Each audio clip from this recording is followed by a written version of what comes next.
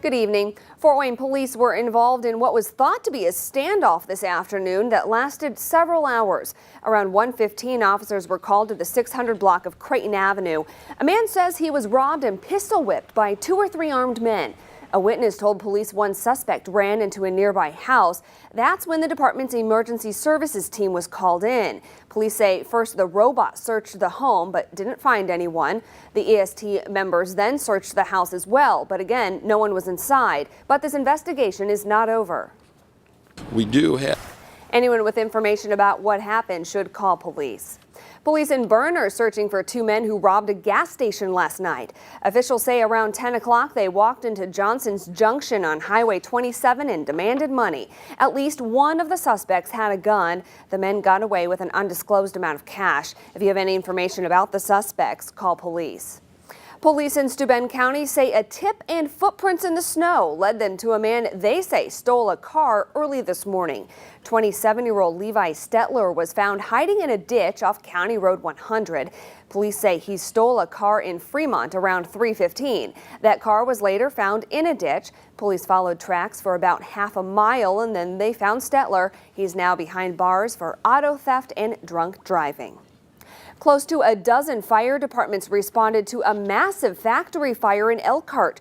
Crews have been on the scene at the Lamy Plast fiberglass plant since about 2 this morning. A passerby called it in. Check out those flames. By the time crews arrived, a majority of the building was already on fire. Thick black smoke could be seen for miles. Several nearby homes have since been evacuated because of concerns of possible toxins being released into the air. 2 firefighters were hit by a hose and had minor injuries. Crews are expected to stay at the scene throughout the night. If you were out driving today, you were probably more concerned about potholes than slick spots.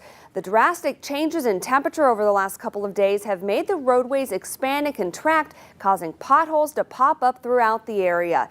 Last night, we had several reports of cars being damaged by a massive pothole in Washington Center Road in Fort Wayne.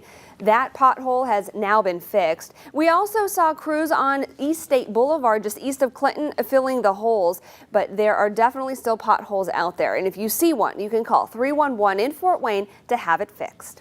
Temperatures are continuing to drop tonight and more snow is expected this week. We go to meteorologist Jesse Wheeler for the very latest. How many times have you said that this year? I wish I had $1 for every time. I'd be rich. We have been so busy here in the Weather Center and we continue to be busy this week. Well, snowfall broke a record in January, but it also had far-reaching effects on schools, businesses, and churches. News Channel 15's Aaron Rogers spent the morning talking with area pastors who say donations are down with all of the winter-related cancellations. Early sign-up glitches and high prices mean many Indiana residents have yet to buy health insurance through the Federal Health Exchange. More than 911,000 Hoosiers don't have insurance. Most face the March 31st deadline to show proof they got insurance, or they'll have to pay a fine. The government says only about 30,000 Hoosiers have signed up. Census data shows the largest numbers of uninsured are in LaGrange and Elkhart counties. Both of those locations have high Amish populations. Academy Award-winning actor Philip Seymour Hoffman died of an apparent drug overdose today. His body was found in his New York City apartment. The New York Times is reporting there was still a syringe in Hoffman's arm and an envelope with what looks like heroin inside. Hoffman has said that he's had problems with drug addiction. He won an Oscar for Best Actor for the 2005 film Capote. Most recently, he was in the Hunger Games series. Hoffman was 46. Woody Allen's adopted daughter has released an open letter renewing allegations that the filmmaker sexually assaulted her. It's the first time Dylan Farrow has publicly written about her accusations that Allen abused her when she was 7 years old. The director was first accused in 1992 by his ex-partner, actress Mia Farrow. He denied the allegations then, and investigators concluded Dylan had not been abused, but a judge found the evidence inconclusive. The original claim came in the wake of an affair between Mia Farrow's adopted daughter from a previous marriage and Allen. Those two are currently still married. A northeastern Indiana pastor and his wife can now be found in the Guinness Book of World Records. John and Amy Brunny from Fremont set a new record for one person skipping rope on a bed of nails, resting on top of another person. How they came up with that, I'll have no idea. This video is from the couple and back in 2008. They've been doing this trick for quite a while. For this record, a 125-pound board with 3,000 nails in it was placed on top of John. Amy then had to skip rope at least 70 times. She actually managed to get 117. By the way, he said his ribs were pretty sore the next day. Ouch. Coming up, is spring around the corner, or will we have 6 more weeks of winter? Here are what the local and most famous groundhogs predict when your number 1 weekend news continues.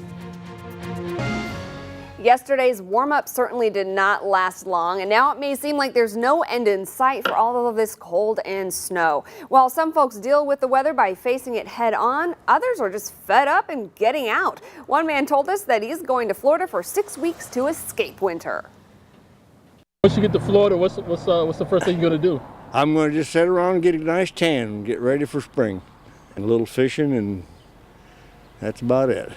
Hey, we can tan here too, just it might be a little cold. But people in Woodburn got a big relief this morning at the city's first ever Groundhog Festival. Chuck the Groundhog did not see his shadow. Now, according to folklore, that means spring will come early in Woodburn, and people there are glad to hear it.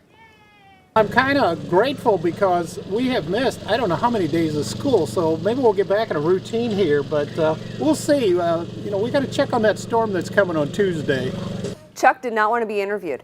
Today's event was held to raise money for the city's downtown revitalization efforts. But don't celebrate just yet. Puxatawny Phil in Pennsylvania does not agree with Chuck. He did see his shadow, predicting 6 more weeks of winter. The crowd there did not seem too happy to hear that news. Of course, it's a lot of fun, to have the tradition, but it's not really accurate. No, not so much. And I know the pro. So keep checking Wayne.com for the latest. Yeah, we have our foam bricks to throw at you. Yeah, I'm sure there were people throwing things. Yeah. Thank you, Jesse. Up next, a much cuter alternative to tonight's big game. Check this out. More than 10 million people watched the biggest and most slobbery game imaginable this afternoon, Animal Planet's Puppy Bowl. 66 pups from animal shelters throughout the country were drafted to play in the game. Of course, the fluffy football alternative is not just about showcasing cute puppies. It's to promote pet adoption from shelters rather than buying from pet stores. I think the Broncos could have used some help from the puppies today. I was going to say, I guarantee that game was much more competitive than the football game. Yeah. Super Bowl 48 went to the Dogs and